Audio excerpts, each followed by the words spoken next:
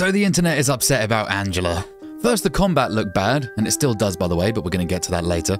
And now they've revealed the first look at the supporting characters and dialogue, and again, people are voicing their concerns. I have a bunch of videos planned, but this one I just want to go over the reveal of Angela, the controversy surrounding it, and what my general thoughts are of her new design. First things first though, the new face. I think you should stay away. This town, there's something wrong with it. Is it dangerous? Maybe. I'll be careful. I'm not lying. This is probably one of the bigger concerns with the remake that people seem to have at this point in time. She certainly looks younger, which is more lore accurate than the original. I and a lot of people, I think, assumed that she was pretty much middle-aged in the original, but she's actually meant to be 19 years old, according to the devs in the behind-the-scenes videos for the original game. So the new design definitely looks closer to that age, but those eyebrows... Those eyebrows are so bold, and her hair looking like a bit of a hat rather than flowing or looking natural are a bit jarring. Also, her cheeks are really rounded now and puffier. I read a comment somewhere where someone said she looked like she'd been stung by bees, and I'll just let that one stew as we continue. But if we side-by-side image her with the original, she definitely looks different, which, being different from the original, was kind of expected. This is a remake after all. I mean, look what happened to our boy Carlos in the RE3 remake, huh? But the rest of the cast seem to look like what you'd expect these guys to look like in the modern age on modern tech. Well, actually, there is some beef around Maria too, but we'll get to that in another video. Angela just looks like she sticks out the most as looking kind of off, is what I'm getting at. Her model even seems less detailed than the others. It could just be a lighting issue, but when she stood next to James, it's much more noticeable. I think an easy way to make her look better is to tone down how dark and bold her eyebrows are, and if possible, a bit of liposuction on the cheeks. But it's not the end of the world if they don't change anything, it will just have to be something that we get used to. Fans have weighed in with their own versions on Twitter though, some of which you saw in the thumbnail, but I'd say they range from quite interesting to absolutely delusional. There is no realm of reality where this looks good. This one, however, I can vibe with. But this is all purely from a cosmetic standpoint, as her voice work, I thought at least, sounded really, really good. And that's something I felt a fair bit during the trailers. Silent Hill 2 is held up so high because of its story and characters. So it was really important that Bloober didn't mess that up. Angela sounds confused, flustered and concerned. Then when we see her in the apartment section, she's having a PTSD episode, and I think the voice work really sells her character and troubled disposition.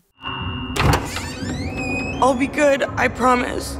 Tell him I'll be good, please. Don't get me wrong, I love the original game and always will, and Angela is probably my favourite character from the original too.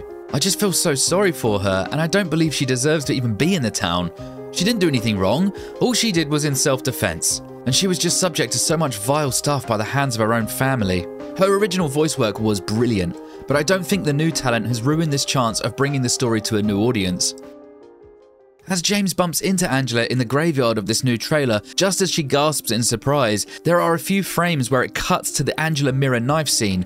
Her expression here is one of complete defeat. The vacant look in her eyes really lets you know that she's lost the will, and it shows her range of emotions. Because I see complaints about her animation too, and after watching the trailer like a bunch of times now, I really don't think that her animations in the cutscenes are bad. Someone in my stream chat mentioned that it looked Ascension-y, which is obviously the highest caliber of insult you could probably give, and while I can kind of see it, I really don't want to even consider Ascension when talking about Silent Hill 2. Ascension is basically the Voldemort of the series going forward, okay? Shouldn't be spoken about, and in fact, it probably should be shamed out of existence in my opinion.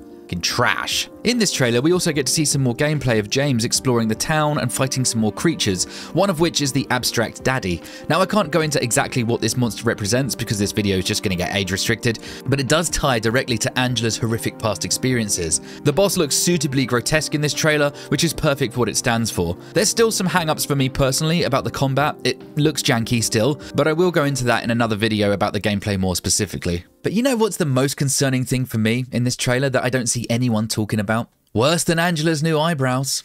The ghosting or artifacting that you can see here. And here. In fact, it's all over this new gameplay or any of the in-game rendered bits of footage we have. Now, I'm no tech expert, okay, but I've seen similar artifacting when using an upscaler like DLSS in other games, or FF7 Rebirth on the PS5 has the same issue. If that means that an upscaler is being used in this new footage and the frame rate still looks as choppy as it does, I really hope that doesn't mean that Bloober are going to deliver us an unoptimized frame pacing issue riddled mess on October 8th. I do hope that the next few months are going to be used to put the final touches on the game and make sure it runs well at launch. I cannot stand another botched launch day for a big game like this. I'm so worn out by it. Anyway, Angela is arguably one of the most important and emotionally moving parts of Silent Hill 2. Her tear-jerking backstory and her famous "for me, it's always like this" line are so beloved by the fans. Her being the first bit of in-game dialogue we were shown of this remake was no accident. I believe Bloober and Konami wanted to show everyone Angela first as a way of reassuring us that they're handling the story and characters with care and clearly love for the original. The visual look of her character is a bit shocking to see and doesn't quite hit the mark in my opinion, though I will say she looked much better in the scenes outside the graveyard one. Remember too that this footage was captured on the PS5 where the game's going to be locked at 30 FPS.